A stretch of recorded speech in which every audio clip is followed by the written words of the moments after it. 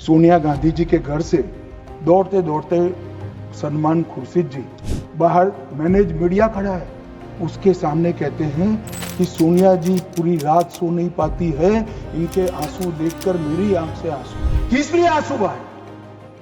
बाटला house में वो पाकिस्तान प्रेरित आतंकवादी मारे गए, उसके लिए।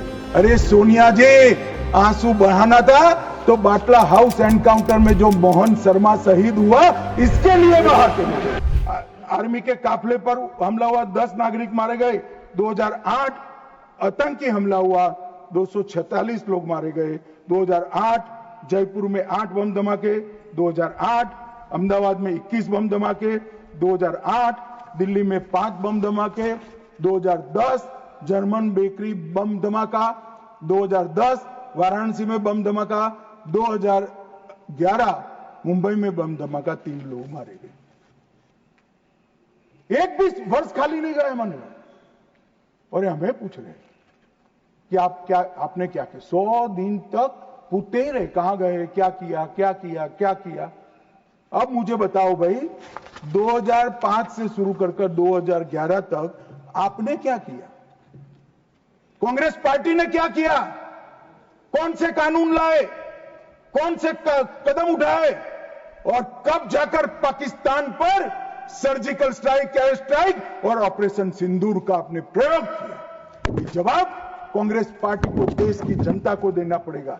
मान्यवर, 54 जगह पे देश के अलग अलग हिस्सों में 609 नागरिक मारे गए। और मैं आज गर्व से देश के गृह मंत्री के नाते उच्च सदन में कहता हूं, मोदी जी के राज में पूरे देश में कश्मीर छोड़कर कहीं पर भी टेररिस्ट घटना नहीं हुई।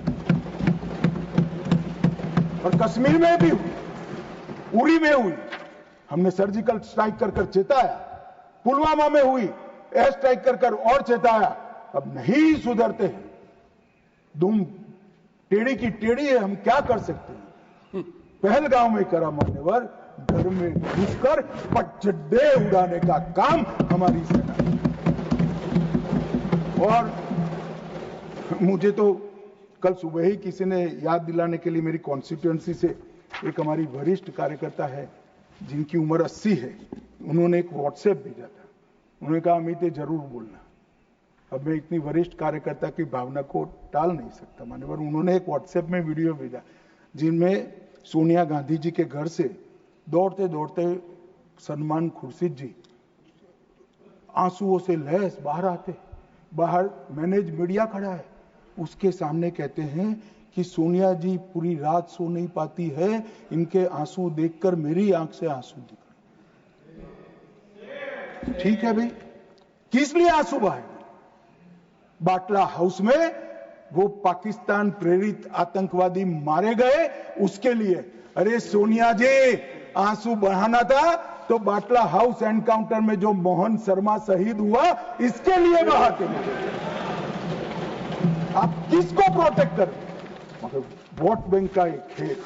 मुझे पूछते रहे साहब, 90 दिन तक भाग गए, आप क्या कर रहे हो? 25 दिन हो गए, 35 दिन हो गए, 40 दिन हो गए, सिंदूर इसका जवाब नहीं, आतंकवादी कहां गए?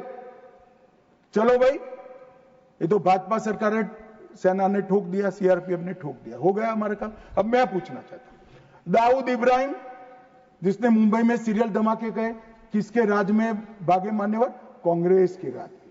सैयद सलाउद्दीन किसके राज में भागा? कांग्रेस के राज में। टाइगर मेमन किसके राज में भागा? कांग्रेस के। अनीस इब्राहिम किसके राज में भागा? रियाज भटकल किसके राज में भागा?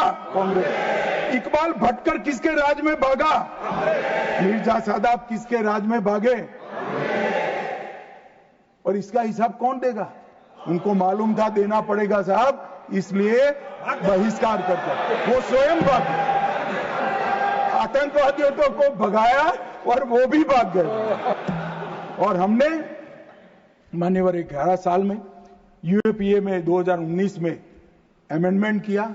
इसके तहत, अमेंडमेंट के तहत 57 लोगों को आतंकवादी घोषित किया है। एनआईए का अमेंडमेंट किया, देश के बाहर जांच करने के हमने अधिकार लिए। एनएसए का हमने सख्त उपयोग किया, 370 को बैन किया। निरस्त कर दिया, पीएफआई को बैन किया, मैक को मजबूत किया, आईसीजेएस का हमने स्थापना किया, नफीस का स्थापना किया, पीएमएलए से टेरर फाइनेंसिंग को रोक दिया और नेट ग्रिड से माध्यम से पूरे देश के आतंकी संगठनों को एक कंप्यूटर की क्लिक पर लाकर रख दिया। मान्यवर, हमने पूरी इकोसिस्टम तैयार करी।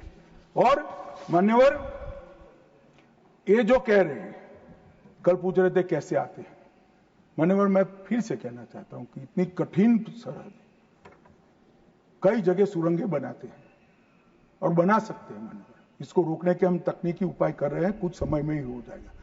मगर कुछ नाले ऐसे हैं मान्यवर, वहां इतना बहाव होता है, वहां कोई चौकी नहीं लग सकती, चौकी बह जाएगी, वो घुस रहे हैं। मगर उन्होंने क्या स्टैंड लिया था? राहुल गांधी ने कहा, जब 2011 में हमला हुआ, उन्होंने कहा सभी आतंकी हमलों को रोकना संभव नहीं है। जवाहरलाल नेहरू ने कहा घुसपैठियों को कोई रोक ही नहीं सकता। मैं मानता हूं कि अभी भी पाकिस्तान कुछ आतंकी हमले कर पा रहा है, अभी भी कुछ घुसपैठ होती है, काफी कम हुआ है मान्यवर।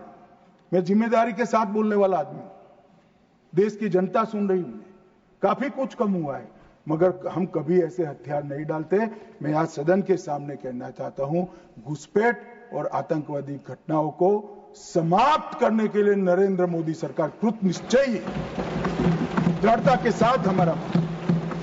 मान्यवर, कल राहुल गांधी जी का मैंने स्टेटमेंट सुना, चीन के लिए प्रधानमंत्री क्यों नहीं बोलते, चीन के लिए नहीं बोलते, चीन के लिए नहीं बोलते। अब ये उनके सीनियर लोग हैं, उनका कोई ट्यूशन व्यूशन भी नहीं रखते। मान्यवर, कैसे बोलना चाहिए, क्या बोलना चाहिए, कुछ बोलते ही रहते हैं। मगर आपने जब चीन की लड़ाई समाप्त हुई तब क्या किया? चीन की लड़ाई समाप्त हुई तब हमारा 38,000 वर्ग किलोमीटर हिस्सा चीन को अक्साई चीन का देने का काम कांग्रेस पार्टी और आपके नाना जवाहरलाल नेहरू ने किया था। मान्यवर, 1955 में देश में बहुत कम लोग जानते हैं, और ये पूछ रहे हैं कि कल मुझे कहने लगे झूठ बोल रहे हैं, मैं आज चीज भी लेकर आया। मैं selected works of Jawaharlal Nehru series volume 29 पृष्ठ 231 पढ़ रहा हूं, जो नेहरू जी ने स्वयं संकलन करा है। इसके लेखक जवाहरलाल नेहरू स्वयं है। अनौपचारिक रूप से संयुक्त राज्य अमेरिका की ओर से सुझाव दिया गया कि चीन को संयुक्त राष्ट्र से तो संबंध किया जाए, यूएन में उसको मेंबरशिप दी जाए, परंतु उसको सुरक्षा परिषद में नहीं, और उसकी जगह भारत को देना चाहिए। साहब, कोई भी देश का प्रधानमंत्री होता, धन्यवाद करता और भारत सुरक्षा परिषद में मेंबर बन जाता। आज मोदी जी जो प्रयास करते थे, करने की जरूरत भी नहीं पड़ती, हमारे पास भी वीटो होता। परंतु इन्होंने क्या कहा, हम स्वीकार नहीं कर सकते। चीन जैसे महान देश को सुरक्षा परिषद में नहीं रखते हैं तो सुरक्षा परिषद के मायने ही नहीं रहते। ये मान्यवर कांग्रेस का चरित्र। कल हमें सवाल पूछे थे, और चलो नाना तो बहुत दूर की बात है, इन्होंने मान्यवर